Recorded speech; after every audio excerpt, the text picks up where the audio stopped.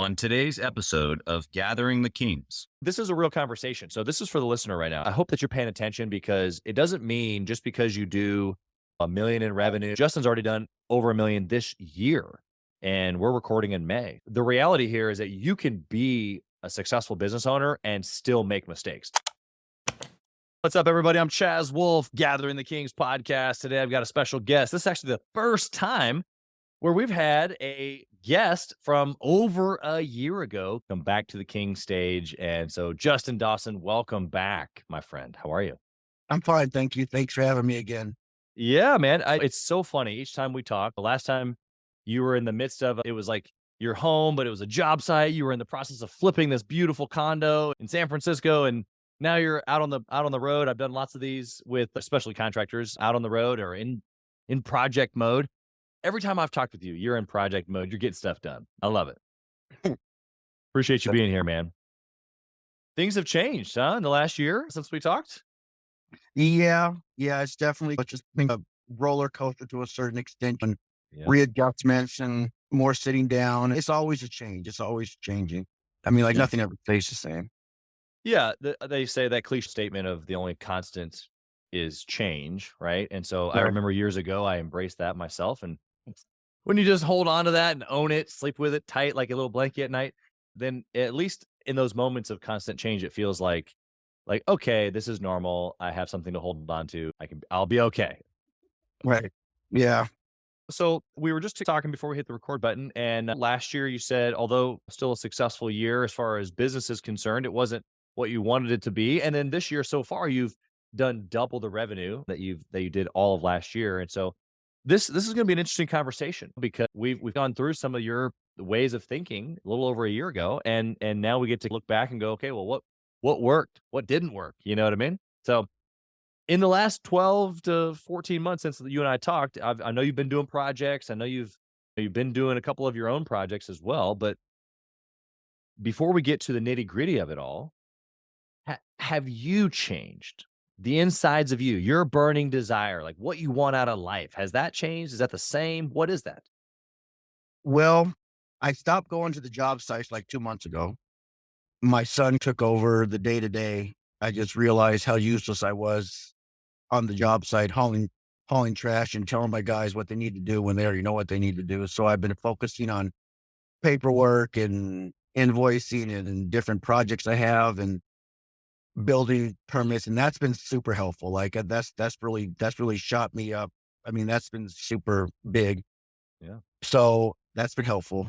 And then the other thing that I've changed is that I've actually started like talking to people more instead of being such a hermit and figuring stuff out on my own, which I was like, I could do it on my own. It's on my subconscious. Okay. It is, but it needs a little bit of fire, It needs a little So agitation. It's called a mastermind. yeah. So I have a couple friends that are in construction or they're in real estate and they know me well enough to where I've been talking stuff through with. Good. So that's been a big change. That's been helpful. That's cool, man. And that's basically it. And I moved to Seattle like 2 months ago. Yeah, well, that's a big difference because you were not in Seattle before. So we Yeah. can definitely talk about the environment maybe being different, but I don't want to move too fast here because Okay. you made something that it not only makes a lot of sense, I think a lot of people skip over. And so first off, you said, well, I got all the answers in my subconscious mind. Well, first off, I love that, right? Because we do. Every solution to every problem exists already. Mhm. We just haven't put it together yet if it doesn't exist, right? If it doesn't quote unquote exist.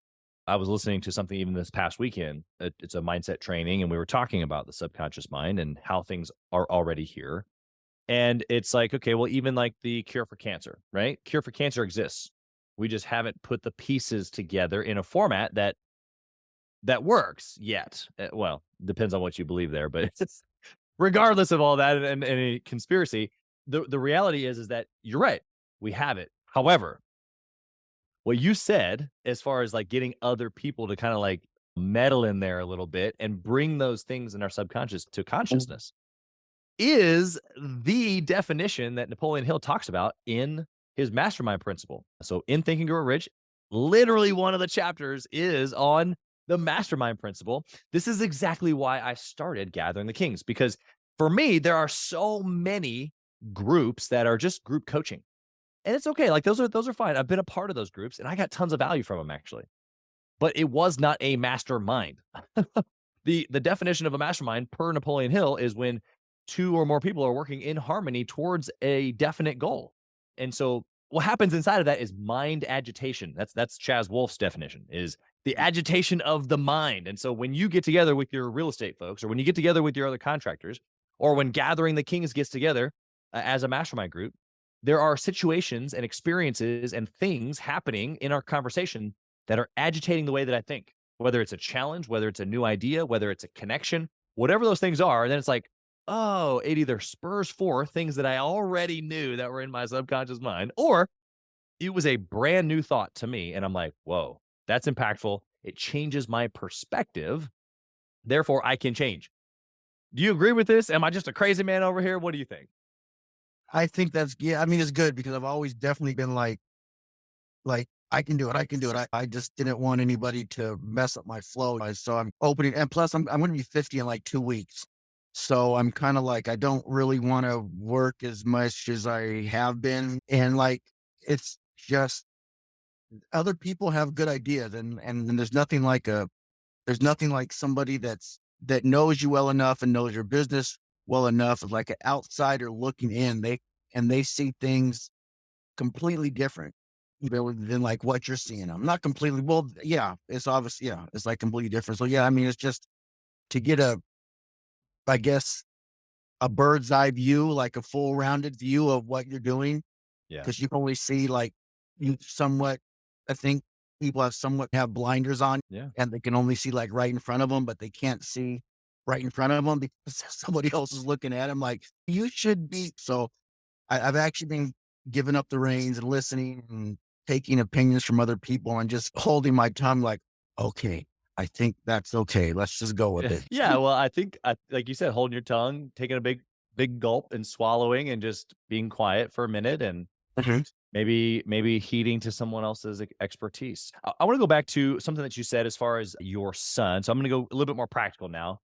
You said your son's in the business now and he's starting to run job sites and stuff. And what that's enabled you to do is maybe work a little bit more on the business in the, you called it paperwork and some invoicing and such, but still some of that could be working in the business.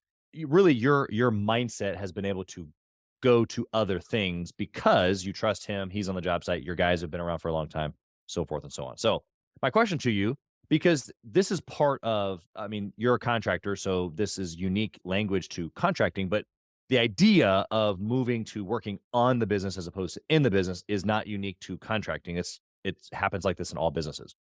And inside of Gathering the Kings, we use it as this warrior to king transition, where it's not just about you doing everything or you being in the battle, but to operating on or facilitating all the pieces, right? So my question inside of that for you is, what's been the challenge? What's been the hardest part of kind of letting go to your son or to your guys? Because like you said, you had a flow, you've started to listen to some other people. What's been like the daily, like, oh, this is really hard for me to do? What is that at this point for you? The hardest thing is just like, nothing, honestly. They've been doing such a good job. Like they've really been handling business. Like I'll come back and I'll check the jobs a week, 2 weeks later, I'll fly back in from Seattle because I'm still based in California, but I live in Seattle. So I'll fly back in a couple weeks and it's going really well. I mean, the clients love my son. My guys know what they're doing. Like the hardest thing, because this is like my second or third time trying to accomplish this. So Yeah. the hardest thing was not worrying about every little thing that could go wrong and just Right. letting things go a little bit. So Yeah. I'm actually good. Like I'm really, the first time I came back, I was pissed off because there wasn't stuff done. The second Sure. time I came back, I was a little bit more calm. Okay, it's getting better. And this is the third time coming back since I left has like been this week. And I'm like, holy shit, everything's going really well. I'm good. They That's don't need me looking at them every day. Yeah, and that's right. They don't because they're experts or they've been around for a while. They know what they're doing, or you train them. Whatever the reason is that they don't need you. But the realization, I think that you said you didn't say it, but I'm going to pull it out of you here. Okay.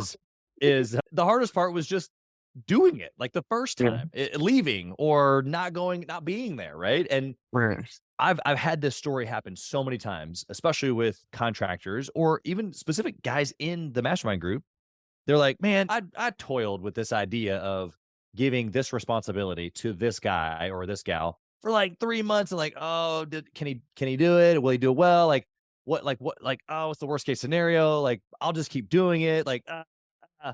And then eventually they give it away, and it's like right away they're like, he's freaking killing it. Why did I wait so long? Oh my goodness, this is working out really great. Everything that you just said. Now, it doesn't always work like that, because you said this is your third attempt at building a team, doing it this way, working on.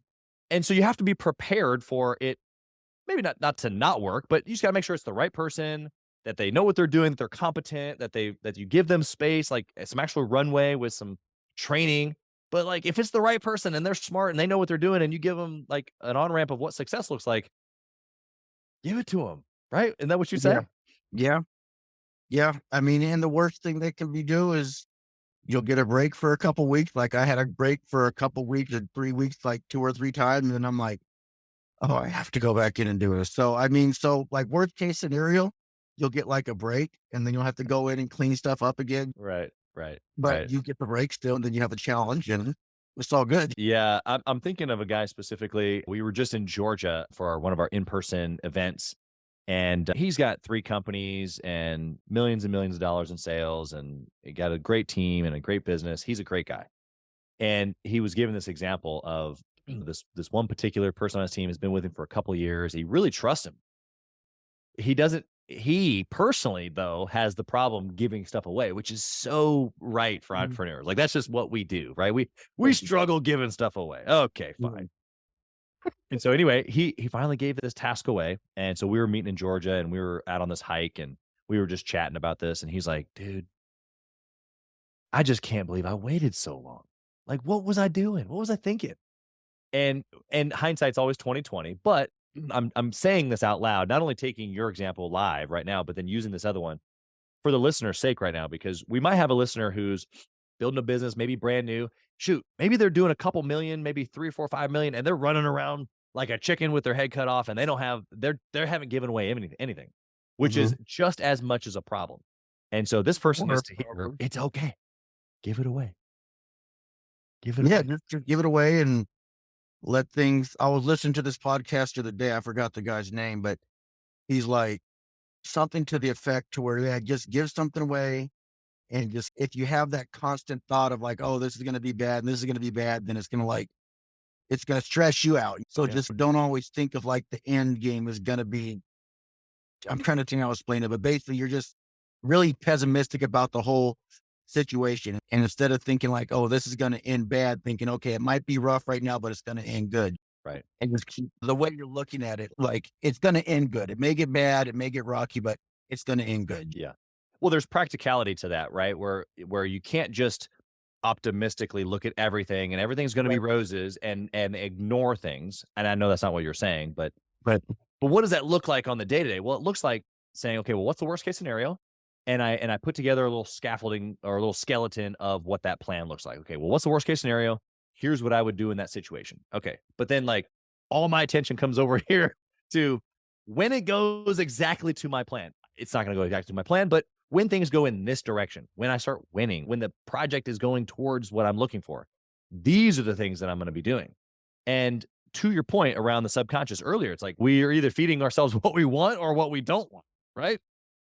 You're talking about pessimism, and it's the same. It's like, well, if I'm going to think about all the bad things that could possibly be going wrong, it doesn't mean that I don't plan for the worst case scenario. It means that if I'm constantly obsessing and worrying over all the possible things that possibly could go wrong, that maybe will, maybe won't, and I don't even have a control over half of them, what am I going to get? What's the result of that?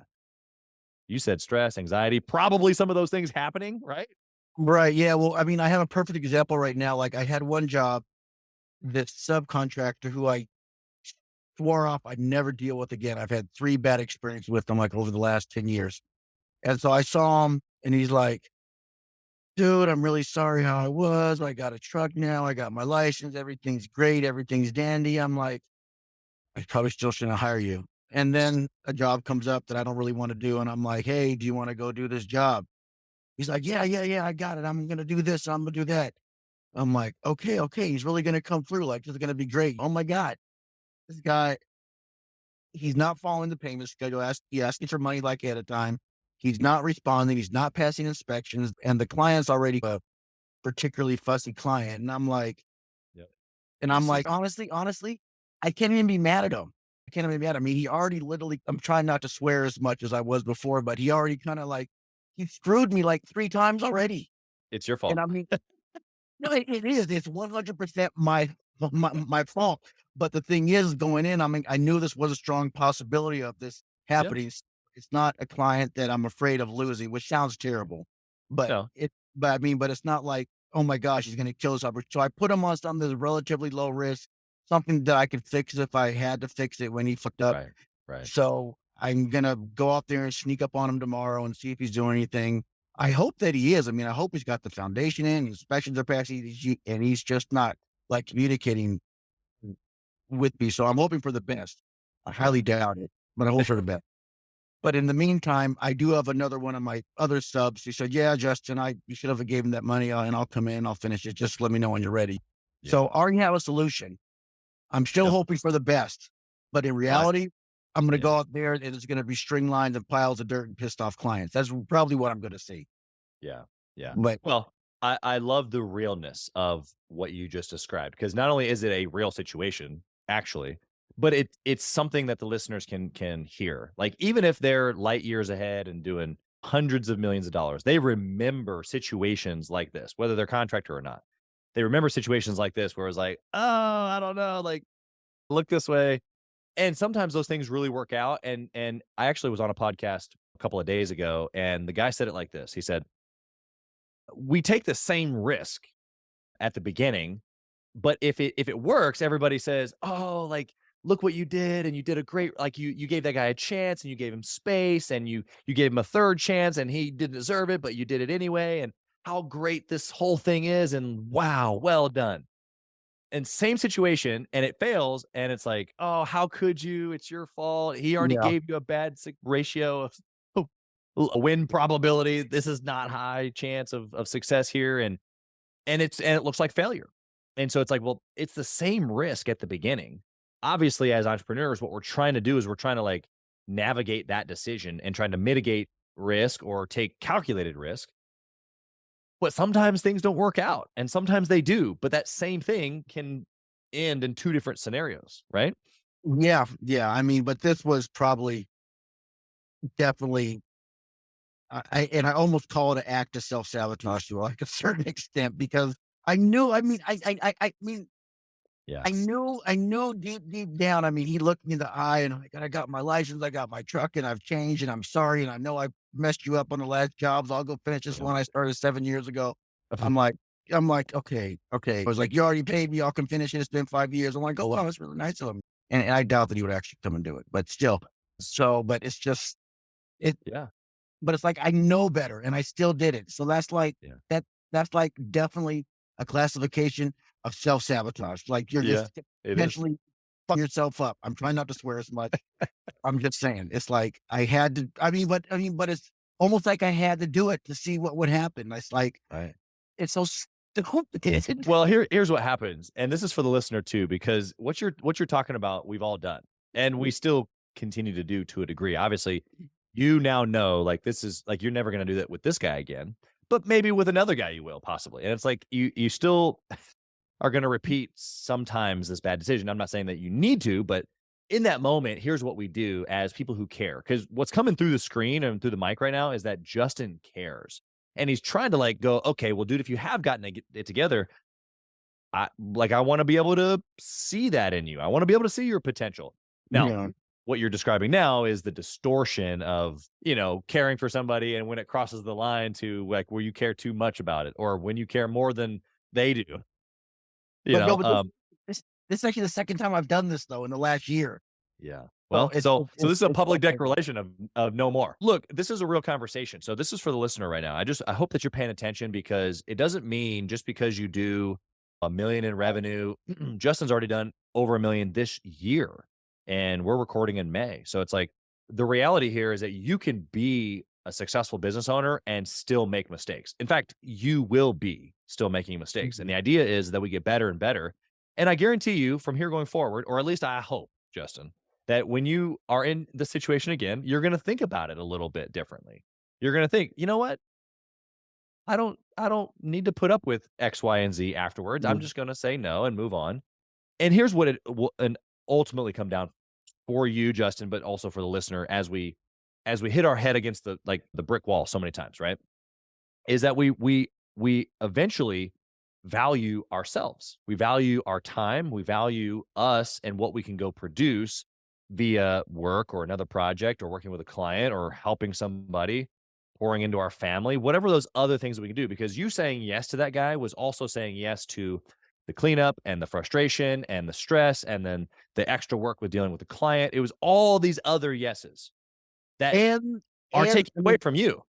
the thing that kills me most is the loss of time. Yes. I mean, I'm supposed to be on a flight back to Seattle tonight, but I have to stay tomorrow to go Not look anymore. at his boat that he left me. Yep. You know, when I need to be going back, I have appointments on Wednesday. I need to be getting ready for in Seattle. And it's like, you're taking my okay, okay, I'm probably gonna end up breaking even. I might lose a little bit of money. Okay, fine, whatever. But you're taking my time away from me. Like I got like I have That's right. to go deal with my dog. I have to go deal with the IRS office on Wednesday. I have Stuff. real stuff that I need to do to keep this whole big, massive construction, Justin's life, everybody else involved paying their bills because Yeah. I'm breathing. And you're not allowed to take time away from me because that affects That's right. 30 other people that I need to do stuff for because you're Yeah. just being a selfish idiot and you can't Yep. get your life together. And Yeah. why do I have to suffer? I mean, Exactly. it's not about the job. It's not about the money. It's just like, dude, like you're taking time away from me. Yeah. And that's like the worst thing that anybody could do. Yeah. I love the conviction in your tone. Everything that you're saying is a realization. And I know this is not the first time you've had it, but the conviction that you're speaking in right now for your value and then those other 30 people is what will propel you in the future in that decision where you go, nope. Well, I've changed. I love you, brother, and I hope the best for you. Yeah. But no. And it's not because you don't love him in that moment. It's because you love all the other things that you just mentioned more. And it's not necessarily that you love them more. It's that you have a duty to the 30 people, you yourself, you have a duty to those people before this guy. He's got to go take care of himself, right? And you saying yes to him is actually saying no to all the other people, which is not how it should be done. Then No, that's the realization that you're facing. it affects everybody. I mean, even like I'm pissed off because I gave him $6,000 to start the job and I'd assumed to be done in a certain time Yeah. when I have another $6,000 that I need to spend on another client's job like tomorrow. And then I got another $6,000 bill that I got to pay on Friday, which is fine. I'm going to pay him all and I'm losing days. It's like, it's Yeah. just the amount of frustration because of me not being able to Yep. serve it. He doesn't understand. He just thinks, oh, it's No just big deal. fine. Yeah. Yeah, well, I'm glad that you now understand, and we got to give it to the listeners. So I think it's double value. You got to pour out to other business owners just like Mhm. you here today with the real of the real, and so appreciate that. Hey, Chaz Wolf here. As many of you know, I have been on an absolute mission to help entrepreneurs from all across the country in many different industries level up their game and grow their business, and intentionally connect with other entrepreneurs. We do that obviously through the podcast, but we also have a peer-to-peer mastermind group specifically for 7 to 9 figure business owners. We are bringing some of the best and most successful entrepreneurs and minds together in a regular and a super intentional way to not only grow our network, but to be able to leverage. And at a certain point in business, success becomes about leverage, leveraging time, leveraging resources, leveraging key relationships.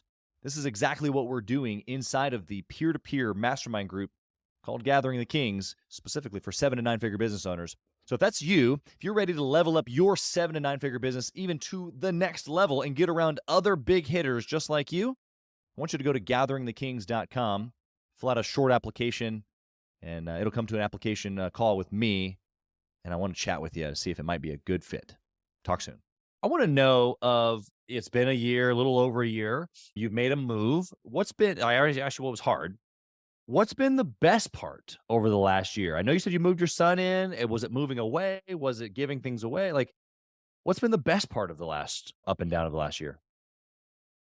Well, I basically had to like the weather was really, really bad in the Bay Area this year. So I literally stopped we stopped working about a week before Christmas and couldn't go back to work until the end of January, essentially. So I basically ran out of money. So I was like so frustrated. And I'm like, the guys can't work, can't make any money. We finished up pretty much everything we were doing. I was so frustrated. So typically what I would do in that circumstance is I would be very reactive. I take jobs because I need money. I would just like completely make my life worse.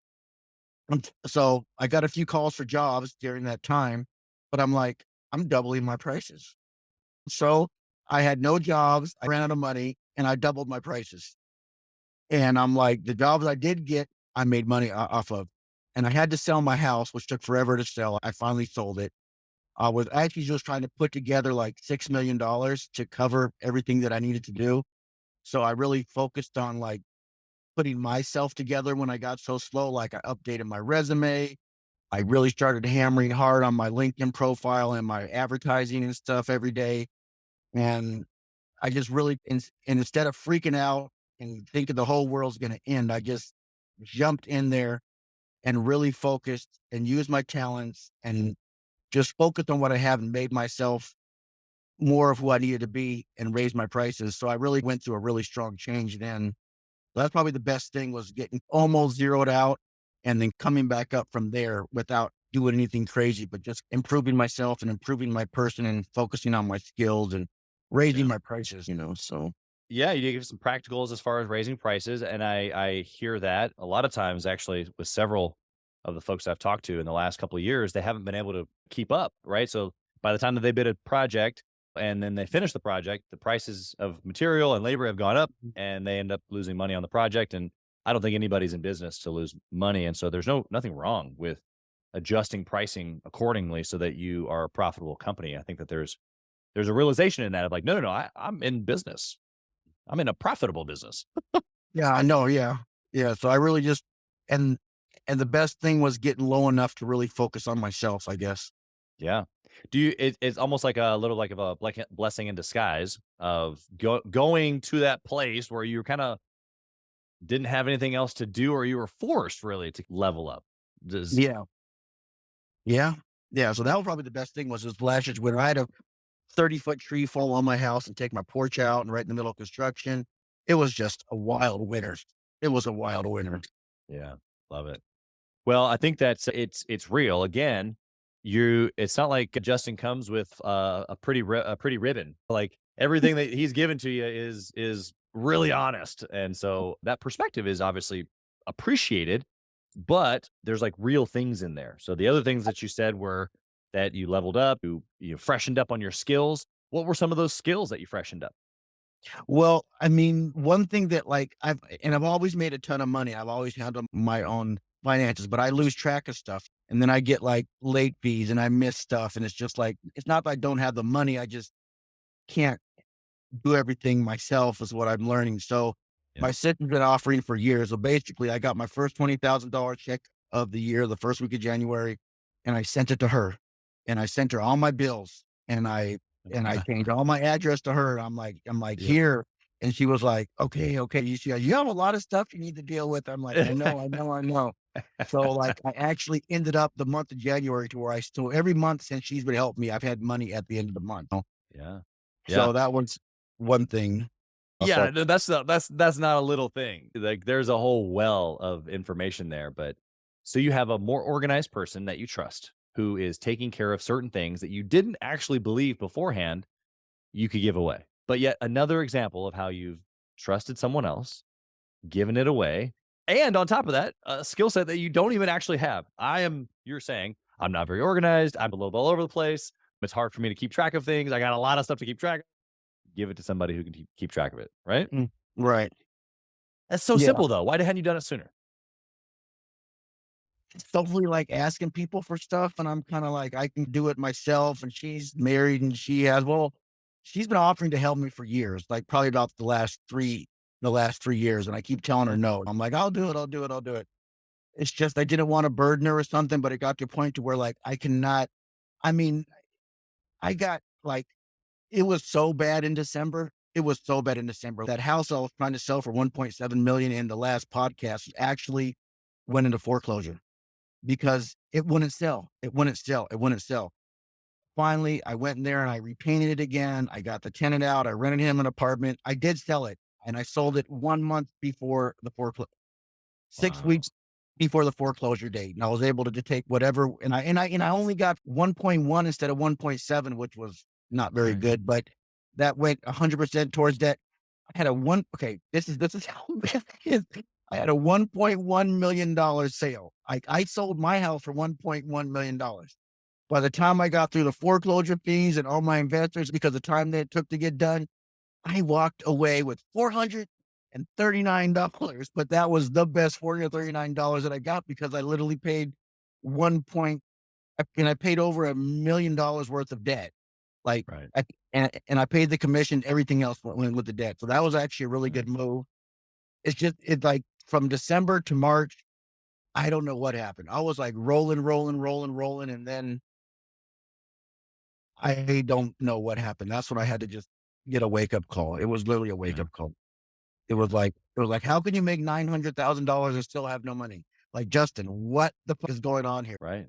And Yeah. somebody else told me the same thing. It's like, you make so much money, but you never have any. I don't understand. And I'm like, And you don't either. You didn't understand I'm either. like, I'm, It's I'm not like, like you knew. I don't know either. So that's when I like started, like I said, I focused on my advertising, building on my LinkedIn profile, trying to raise capital for other projects. I I was finishing You my got job that I you got could. organized. I gave my money situation to my sister. I still worked in my business like up until March just to get stuff caught up and get stuff more or get more stuff more organized. And then April 1st, I was out. I was out. Yeah. Yeah. I just really appreciate the ups and downs. You've given us a great story here. I think that it'll be used for specifically contractors, but really any business owners. But there are thousands, tens of thousands of contractors across the country who have this exact feeling of I don't know what I'm doing. They know how to build, right? They know how to do the work, but they don't know how to do the business thing. It gets away from them. They get disorganized or disoriented, or they have no idea where the money comes from or how it flows, or it is real, is what it Yeah, is. my main problem is that I've been fighting. This is not a new problem. It's not a new problem. This is an old Yeah. problem to where even when I was selling real estate, when I feel like I'm getting overwhelmed and I'll shut down and I won't look at bills. I won't do what I need to do. Like I'll do the bare minimum just to see the light of day, but I let Right. so much stuff pile up and go and put in boxes and just Yep. like, I'll deal with it later. I'll deal with it later. It's like too much to deal with. So it's like, that's been the hardest thing for me. I mean, just kind of pushing through the shutdown. Well, Yeah. Yeah. I mean, Yeah, because that it's doesn't so help anybody, right? Like putting it in a box, whatever it is, and moving it over here where I can't see it doesn't solve the problem. no, I mean, and even on a daily basis. I mean, I still do it now. I mean, like I got a few projects that I had to do over the weekend. I did get one of them done yesterday, but I had to go down and deal with some more tax papers and send them in and fill them out. And I did get through that, no, but it's like I still got stuff to do, but I'll write stuff on my list. Yeah. And then I still, it's like I still get stuck in my head and I like can't get to them. But it's not like I'm doing anything else. Yeah. It just the it's just the pushing through and getting stuff done. But then I realized that it's like I think I kind of figure out what it is to why I do that. And I think it's like to a certain point to where I think I mentioned this in my last show is that I'm so used to living in the hustle and the struggle to a certain extent. I'm almost trying to recreate that for myself, even though I don't have to. And Yeah. by not doing stuff that I know I need to be doing, it recreates that struggle and gives me that same sort of rush of I'm going to go and get this done, which is completely stupid. And then the second part of that is, okay, so I'm going to get everything done and then I'm going to feel relaxed and then I'm going to feel happy and then I'm going to have time to do other stuff. And then what am I going to do with myself? So it's just like, I'm just going through a lot of changes right now of like I can be okay with being accomplished and like happy and having things done and having extra time to do what I want to do. Like I can be okay with that. And that's really what I'm working through right now. If that, yeah, that's where I'm at right now. It's good, man. I appreciate you sharing. I think that to summarize all this for the listener is that there are practical things in the business, and then there are practical things inside of us individually as the owners that we have to go through. Some of Mhm. those things for you have been putting systems in place and people, getting more organized, understanding the flow of money, getting off the job site. These are all some of the things that you've said here today. Mhm. Um, Making sure that you understand the value of a yes and a no, and understanding when you say yes to somebody, it possibly, most likely, is saying no to someone else. So, therefore, a lot of times, actually, when you get to a certain point, you end up saying no more often because it really means yes to the things that you've already identified that you want. And so, as far as like an individual play, well, there's skill sets, there's mindset that you've grown in. You even like what you just said, I'm still working through. Like if I make all these great moves, then what am I going to do? It's like, well, you got to work through what's the next level for Justin or for the listener, for you, because you're made for more. That's what I believe, is that you're not just in business to just skate by or get just enough, but that there's an abundance and that you have a plan and a purpose and that there's more out there. You have a potential and you haven't reached it, and if you do it right, you never do. And now there's this game. There's this excitement and this ignition of, wow, like every level that I go to, I realize that there's yet another place for me to go to, another version of Chaz that I can meet. And if I don't go there and meet him, I'll never know. I'll have this empty, like, man, I missed out on meeting that guy, right? The future Justin, the future Chaz. So I want to ask you one last question here as we wrap up this like recap, or what's changed or not changed since the last time we talked. And I want to know if I'm spinning a new question that I ask. I'm gonna do it like this: if you could whisper in your ear 1 year ago, so you just got off the podcast with this guy named Chaz and Gathering the Kings. We just recorded. You were in your house there that you were talking about selling, and the recording button stops, and you jump and you shut down your laptop, and you're able to whisper something into that guy's ear. What do you say?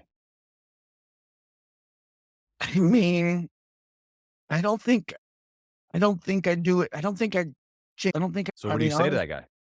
I would say, get ready. You got a wild ride coming in front of you from all your wild decisions. I mean, but I worked through it. I mean, it's like Yeah.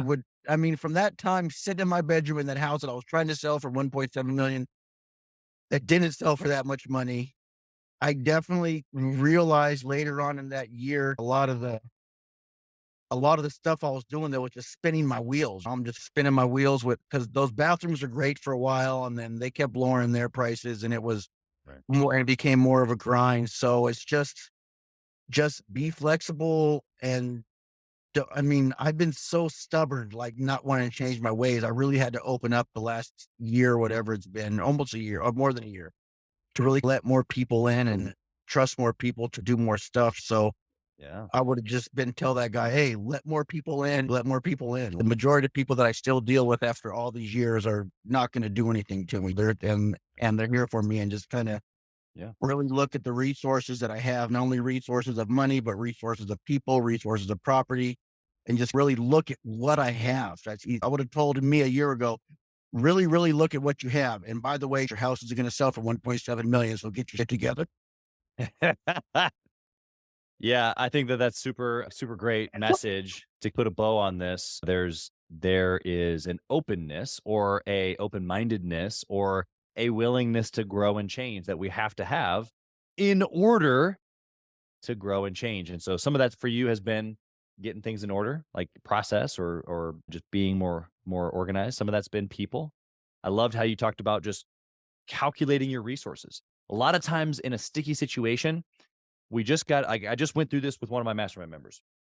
He was in quite the sticky situation. And I'm like, okay, well, what's this? And he's like, well, I don't know. I'm like, okay, no, I need the detail, like all the way down to the penny if it's numbers, and to the person if it's people, the situation, and like, when is it due? When is it not due? How much and how many people? And like, when does this project, like I need it in detail so that we can figure out how to use it. And if you don't know your resources or take a good look, it's tough to facilitate resources. So I think everything that you've given, especially as that little sign off message to the you last year, I think is a great message for the listener here today. So I appreciate you giving that.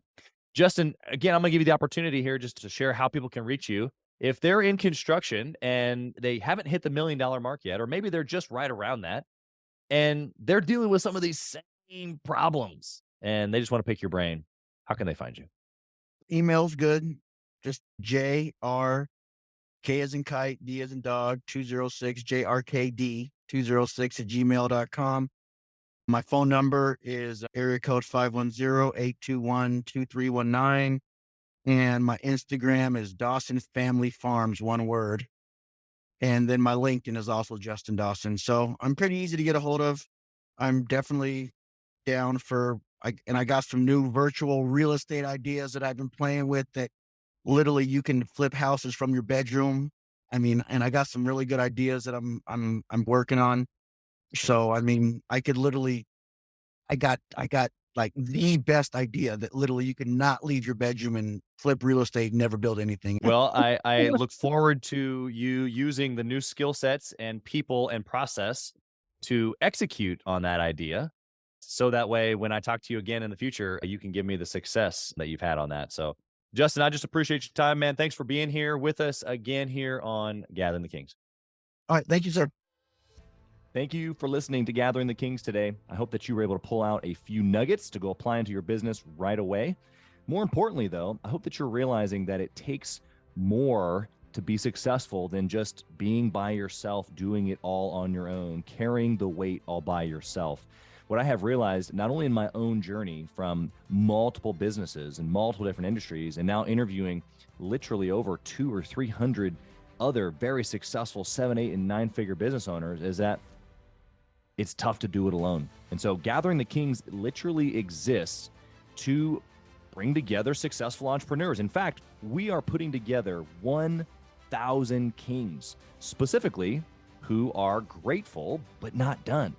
We're intentionally assembling kings who fight tooth and nail for their business, family, and communities. And here's what we believe, that in the pursuit of excellence in those areas, that it ignites within us the responsibility to govern power and forge a lasting legacy. So if that relates and resonates with you, and you know that you need people around you, sharp, qualified, other very successful business owners, I want you to go to gatheringthekings.com. I want you to take a look at what we're doing and see if it makes sense for you to be part of our pursuit to 1,000 kings.